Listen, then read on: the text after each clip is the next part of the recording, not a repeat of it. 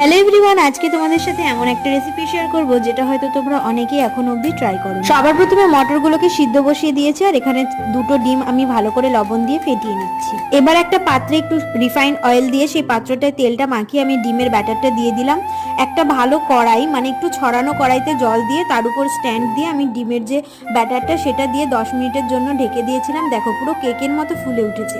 এবার চামচ দিয়ে চেক করে নিয়ে এটাকে নামিয়ে পিস পিস করে কেটে নেব। তখনই মটরগুলো সিদ্ধ হয়ে গেছে। এবার সর্ষের তেলের ভিতর ডিমের যে পিসগুলো ছিল ওগুলোকে একটুখানি লাল লাল করে এপিট ওপিট ভেজে নেব। ডিমের এই রেসিপিটা বানিয়ে খেয়ে দেখবে, আমি একদম গ্যারান্টি দিয়ে বলছি তোমাদের অবশ্যই ভালো লাগবে।